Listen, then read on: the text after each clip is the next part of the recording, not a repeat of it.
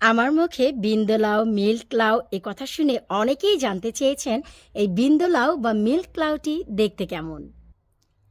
আসসালামু আলাইকুম, কেমন আছেন আপনারা সবাই? সবাইকে ওয়েলকাম জানাচ্ছি আরও একটি নতুন ভিডিও দেখার জন্য। আমার মুখে বিন্দু লাউ, মিল্ক লাউ শুনে আপনারা এত বেশি প্রশ্ন করছেন আমাকে যে আপু বিন্দু লাউ বা মিল্ক লাউ দেখতে কেমন। তো চলেন, আমার বাগানে এবছর বিন্দু লাউ হয়েছে, মিল্ক লাউ হয়েছে, সেটাই আপনাদের সাথে শেয়ার করি। কম বেশি হাজারি লাউ, ক্ষেত লাউ, আর্মি লাউ এগুলো আমরা সবাই চিনি, কিন্তু কিছু কিছু স্পেশাল নাম আছে। লাউ সবাই চিনি, কিন্তু নামের জন্য অনেকের কাছে অপরিচিত। তো আজকে আমার বাগানে আমি আপনাদের আপডেট দিব আমার বাগানের বিন্দু লাউয়ের কী অবস্থা। লাউয়ের মাচায় হরেক রকম লাউ ঝরলেও আপনারা সবাই জানেন এটা হচ্ছে আমাদের বাংলাদেশের একদম অথেন্টিক হাজারি লাউ। এটাকে অনেকে ক্ষেত লাউ বলে থাকে, কেউ কেউ আবার আর্মি লাউও বলে থাকে। সো এই লাউটার সম্বন্ধে পরিচিতি দেওয়ার কিছুই নেই। এই যে দেখতে পাচ্ছেন একটি লাউ, এই লাউটার পরিচিতিই হচ্ছে আমি এখন আপনাদের দিতে যাচ্ছি যে বিন্দু লাউ বা মিল্ক লাউ কোনটা। এই হচ্ছে বিন্দু লাউ বা মিল্ক লাউ। বাংলাদেশের আনাচে কানাচে গ্রামগঞ্জে এই লাউটার ফলন অনেক করে। এটা খেতে তুলনামূলকভাবে অন্যান্য লাউয়ের থেকে অনেক বেশি মিষ্টি হয়। ওজনে গত বছর 5.5 কেজি হয়েছিল, এবার ইচ্ছে আছে 3 থেকে 3.5 কেজি হলেই আমি তুলে ফেলবো। কারণ এই লাউয়ের বীজ আমি তেমন করব না, কারণ গত বছর আমি করেছি। আর বীজ করলেও পরবর্তী লাউ দিয়ে করব, এটা যেহেতু আমার মনে ধরেছে এই লাউটা আমি খাবো।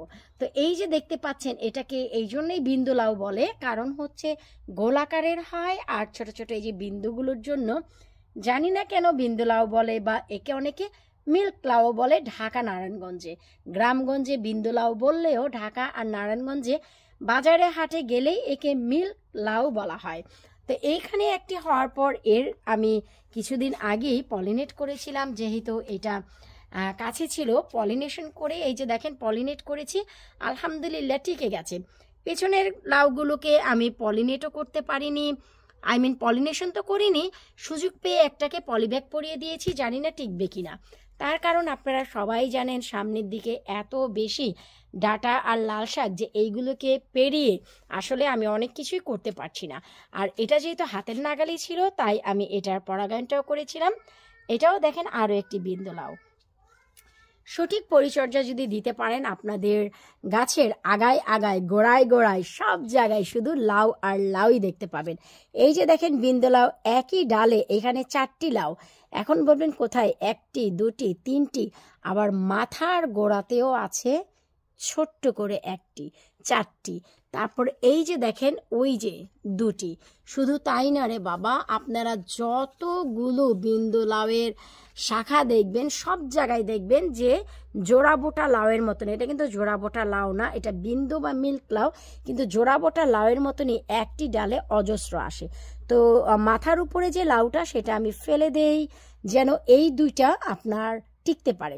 এই দুইটা যদি সার্ভাইভ করে যায়, একটি যদি সফলতা হয়, আমি আরও একটি কেটে দিব, নট নাও। আবার এই যে দেখেন এখানে কিন্তু একটি হাজারি লাউ হয়েছে, যার পরাগায়ন করেছি আমি আজকে। পরাগায়ন করে এই যে দেখেন রেণুটা এখানেও রেখে দিয়েছি। যদি কোনো মৌমাছি এখানে বসেও এটার উপরে বসে, তাহলে কিন্তু মৌমাছি দ্বারাও পরাগায়ন হয়ে যাবে। এই যে দেখেন দ্বিতীয় ব্যাচে আবারও লাউ আসা শুরু হয়েছে, আলহামদুলিল্লাহ। এই যে দেখেন এগুলি হচ্ছে সব হাজারি লাউ, নতুন করে আবার এই যে আসতে যাচ্ছে। এই যে দেখেন হাজারি লাউ ভেতরেও আছে। আমি গাছের জন্য আসলে অনেক কিছুই আপনাদের দেখাতে পারি না, শুধু এখানে না, এই যে দেখেন সামনের দিকেও গাছ থাকে। এই পটটি মাত্র এখানে নিয়ে এসে তারপর আমি ভিডিও করছি আপনাদের বোঝার জন্য। আসলে ভিডিওটা তেমন বড় করব না। যারা জানতে চাচ্ছিলেন আমার কাছে প্রশ্ন করে যে আপু বিন্দু লাউ বা মিল্ক লাউ কোনটা, যদি একটু বলতেন। তো আজকে যেহেতু অনেক বেশি রোদ, তাই ভিডিওটা অনেক সময় ফগি লাগতে পারে। আমি কাছ থেকে দেখাচ্ছি। এই যে লাউটা দেখেন কত ক্রিস্টাল ক্লিয়ার, তাই না? আর অন্যান্য লাউয়ের যদি চাষ নাও করেন, প্রতি বছর চেষ্টা করবেন একটি অন্তত বিন্দু লাউয়ের গাছ আপনার বাগানে রাখতে। এতে করে ট্রাস্ট মি অন্যান্য লাউয়ের সাথে সাথে এই লাউটাও হবে এবং অনেক সফলতা দিবে, অনেক বেশি মজা হবে, অনেক অনেক অনেক। তো আমার প্রথম ব্যাচের লাউ আলহামদুলিল্লাহ যা পেয়েছি আমি বলবো যে অনেক ভালো। এখন দ্বিতীয় ব্যাচেও আবার নতুন করে লাউ আসা শুরু হয়েছে।